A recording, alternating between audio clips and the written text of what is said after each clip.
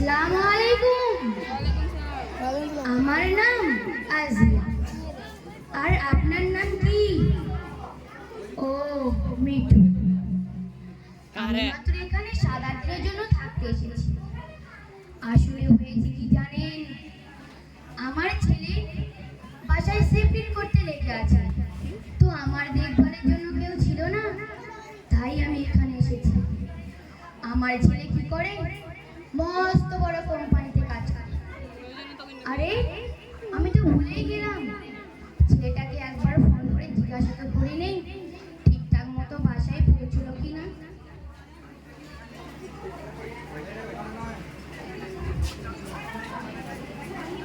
ভাই আইফোন নিয়ে দিছো 13 প্রো নে এখানে কথা কবি দেখিস বাইরে থেকে চাং চাং করতে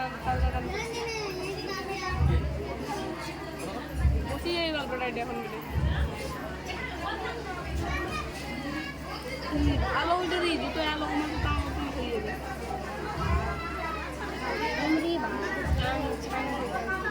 এখন খোলা আছে তোর ভাই একটু খোলা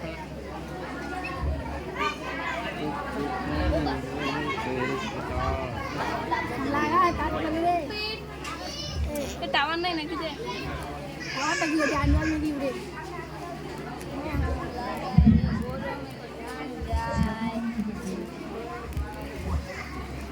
নিমের ময়তে গিরত ক্যামেরা ভালো আছে রে দেখ স্ট্যান্ড ক্যামেরা এটা কোনটা আই কই সাথে পারিনি জুম গজি আমি জুম করম কি মোবাইল এটা আইটেল তো ক্যামেরা এইটার তাই ক্যামেরা ভালো আছে দেখ দেখ এই পাগলা ছায়া পড়ছে ছায়া জুম থেকে দি যাই জুম থেকে দিছি জুম থেকে কি করে ঠেলাই দিছি দেখবি পগলা বাকি এই দেখ আরে ওই ক্যামেরা না রে পরিষ্কার ছবিটা দেখ তোমরা উল্লেখ করে না পরিষ্কার ছবিটা দেখ পরিষ্কার আছে এইটা রে রাইট এটার মত নয় বলে এটা রাস্তা দুপুরে দেখি দাগ পড়ছে ওই জন্য খারাপ মনে হচ্ছে এই মেয়ে একটু সরো এই সর সর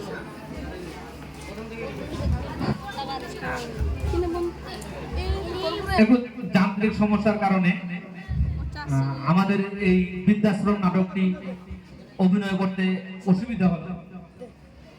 এর জন্য আপনাদের কাছে আমরা দুঃখিত। এবার শুরু হতে যাচ্ছে নাটক বৃদ্ধাশ্রম। মঞ্চে আসার জন্য অনুরোধ করছি বাবলি খাতুনকে।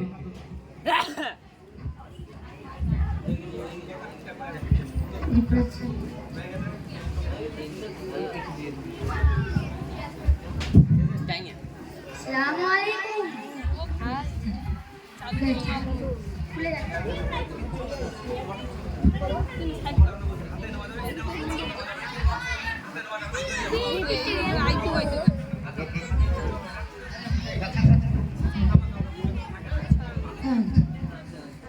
আসসালামু আলাইকুম। আমার নাম আজিয়া। আর আপনার নাম কি? ও মিঠু। আমি মাত্র এখানে 7-8 দিনের জন্য থাকতে এসেছি।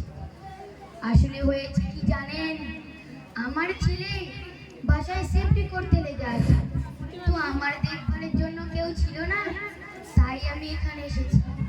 আমার ছেলে কি করে, মস্ত বড় কোম্পানিতে কাজ করে। আরে আমি তো ভুলেই গেলাম, ছেলেটাকে একবার ফোন করে জিজ্ঞাসা তো করে নেই ঠিকঠাক মতো বাসায় পৌঁছলো কিনা।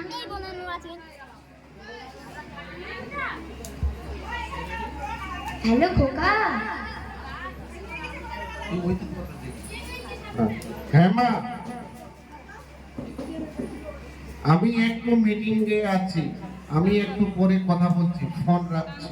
শোন শোন, তোকে শুধু এতটুকুই জিজ্ঞাসা করার ছিল, তুই ঠিকঠাক মতো বাসায় পৌঁছে গেছিস তো?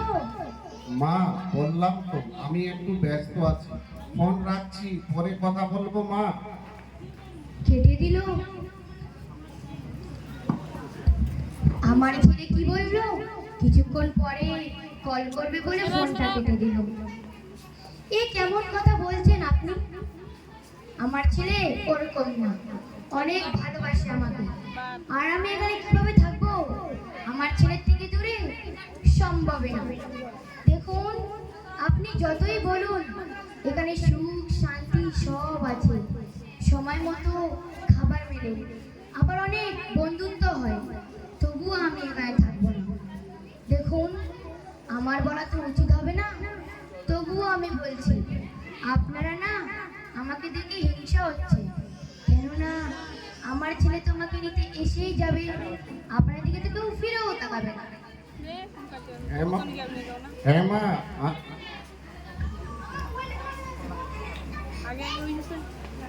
হ্যাঁ মা, আমি তোমাকে একটু পরে ফোন করছি, আমি খুব ব্যস্ত আছি মা। শোন শোন, তুই তো আমাকে ভুলেই গেছিস, 15টা দিন হয়ে গেল। আহা, আমি তো বললাম মা আমি আসবো, কিন্তু জিনিস শিফটিং করা বাকি আছে, সেগুলো রেখে আমি তোমার কাছে আসবো। রাখছি ফোন মা, রাখছি।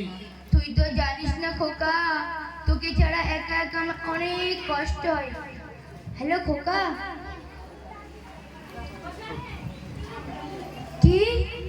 আমার ভাগ্য এরকম হতেই পারে না, আসলে ভাগ্য তো আপনার খারাপ। দেখে নেবেন, আমার ছেলে আমাকে ঠিক নিতে আসবে, কিন্তু আমার তো শুধু একটাই চিন্তা, ও আমাকে ছাড়া একা আছে কিভাবে। আপনি না ফালতু কথা বলছেন, আমি একাই থাকার চেষ্টা মোটেও করিনি। দেখে নেবেন, আমার ছেলে আমাকে ঠিক নিতে আসবে। আমি এক্ষুনি আমার ছেলেকে ফোন করছি। আবার তোমার ফোন বন্ধ কেন করছে ফোনটা রে? আচ্ছা মা, আমি তোমাকে কতবার বললাম আমি ব্যস্ত মা, আমার কাজের খুব প্রেশার একটু বেশি, আর তাছাড়া সেই জিনিসগুলো বাসায় তো এখনো শিফটিং করা হয়নি, আমি শিফটিং করেই তোমাকে নিয়ে যাব। রাখছি মা।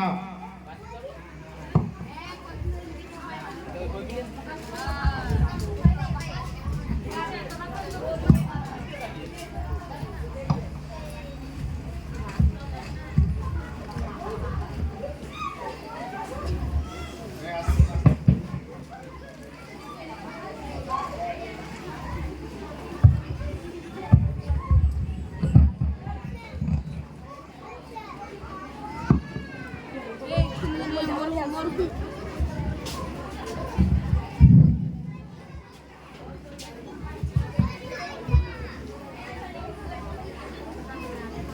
আহ, 45টা দিন হয়ে গেল, ছেলেটা আজও আমাকে নিতে আসলো না। আপনি একটা কাজ করুন না, আপনি আমার ছেলেকে ফোন করুন না, ফোন ধরলো না। আপনি একটা কাজ করতে পারবেন, আমার ছেলের ছবিটা আমার হাতে তুলে দিন। আপনি আরেকবার আমার ছেলেকে ফোন করুন না, এবারও ফোন ধরলো না। কেন যে আমি আমার বুকে পুজে রাখি, আজ আমি বুঝলাম আশা থেকে শুধু ব্যথাই মেলে। কেন যে বাচ্চারা আমাদেরকে এইভাবে ছড়ে চলে যায়। আপনি একটা কাজ করতে পারবেন, আমি মরার পর আমার ছেলেকে বলবেন ও যেন ওর জিনিসগুলো এখান থেকে নিয়ে যায়, আর এই লাশটাও এখান থেকে নিয়ে যায়। খুব সুন্দর, খুব সুন্দর, দারুণ একটা নাটক অভিনয়।